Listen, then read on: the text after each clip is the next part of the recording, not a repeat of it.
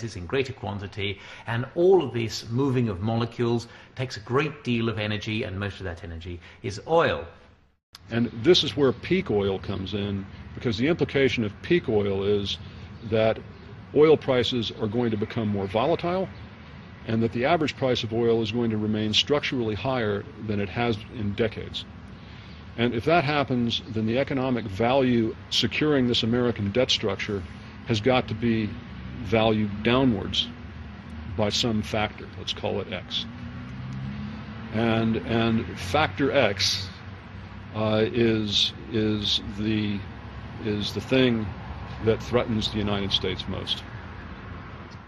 What happens if, especially your key energy feedstock, which is oil, what happens if that goes into decline? And it seems to many of us analyzing this that it's unavoidable, the conclusion is unavoidable, that economic contraction will be the result of this. I've not seen any convincing evidence that will not be so. The economy is really kept afloat by the confidence of investors and consumers that economic growth is going to continue. If there's a widespread perception that the economy is going to contract, people will stop taking out new loans. People will stop buying new houses. Investors will stop investing. And the consequence of that is that the economy will begin to shrink. If the economy is not continually growing, that means new loans aren't being taken out, and new loans are the means by which the money supply expands. Money is created through the making of loans. So if more money isn't being created, that means that not enough money will exist to pay back existing loans at interest. That means there will be foreclosures, and when that happens, money effectively starts to disappear from the economy. The decline itself is not really a serious crisis, but as the financial community wakes up that the growth is no longer possible, and this decline has not only started, but it's going on, it's not just a little downturn, it's a beginning of a new age, that this could cause quite a shock. I mean, it could cause resource wars for people to try and get access to what is left. It could, I think personally, it probably heralds the second Great Depression, that somehow they've got to wipe out just mountains of capital. Irrespective of the peak itself, I think there'll be such a gap between the available supply and the desire, if you like, the demand, that it'll already cause huge trouble. Now that may coincide with the peak and that may not. So that will be a very interesting period of time to look at in terms of public reaction.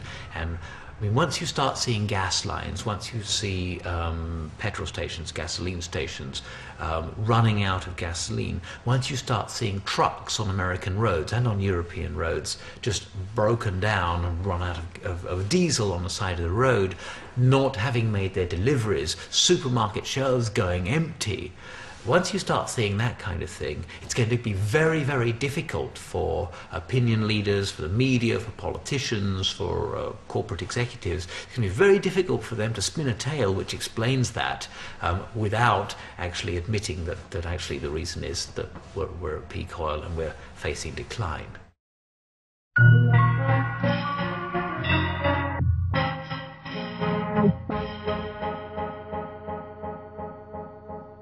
Not that they don't know. I mean, governments are extremely well briefed. Their leading officials make sure that they're in contact with all the leading organizations in the country, particularly sort of business and certainly the oil industry, which is so important. They will have talked exhaustively about this. So it's not as though they don't know, and it's not as though the leaders are not briefed. Of course they are. If you're a politician in a country that matters, and you say, I've got a concern about oil depletion, what's your next sentence? What do you say after that? You've essentially just said, the world as you know it is going to end.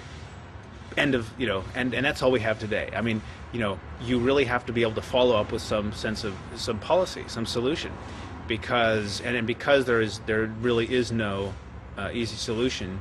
at hand, politicians are really loath to get into the whole notion of depletion.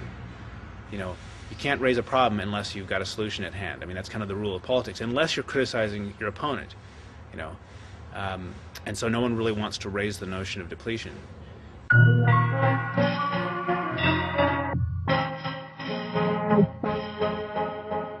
Of course, one would expect the politicians across the world to have begun to get together to talk about the implications and what each of them needs to do in order to deal with this threat. I suspect the reason that doesn't happen is because the United States, the far and away the most powerful country of the world, has decided that it doesn't want to convene an international conference to discuss how it's going to be shared out. What they have decided to do, pretty clearly from invading Iraq and trying to control oil from the Caspian Basin, which is the second largest repository of oil that is left in the world, is to try and monopolize for themselves the supply of this oil, because oil is power. Without cheap oil, the American empire would never have come about. Certainly as in anything like the form that we know it. Cheap oil has been absolutely critical to the construction of the political economy that is the United States today. And if you remove cheap oil, then that political economy has to change profoundly. The mainstream media, I think, have done an abysmal job of reporting on the events of 9/11, on peak oil, and other things that really impact our lives.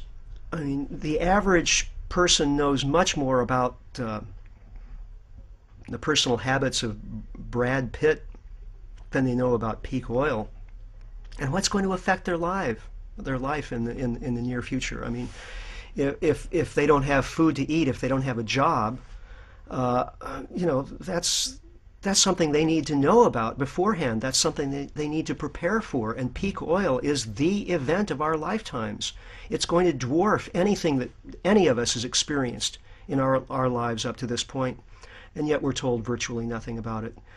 Same thing with 9/11. I mean, here was the great political event, so-called terrorist event of our lifetimes. The world has changed profoundly as a result of it. And yet there's absolutely no real investigative reporting about it in the mainstream media. Instead, we have a lot of very courageous, independent investigative journalists who find it impossible to get their work published in the mainstream. It's a disastrous situation.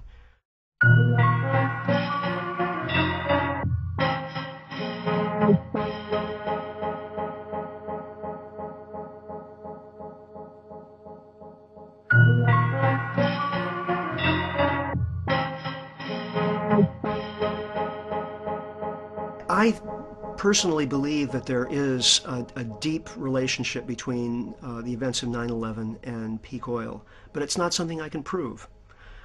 There's a lot of circumstantial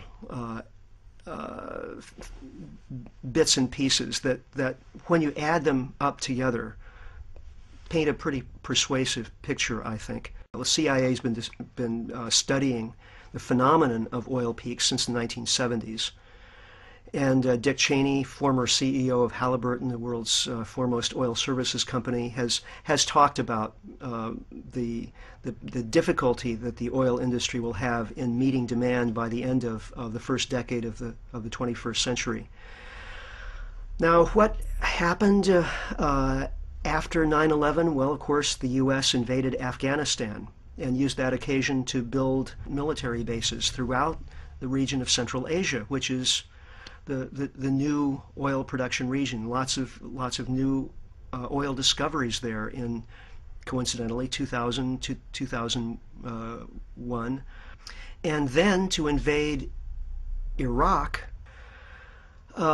one can't help but see a pattern here.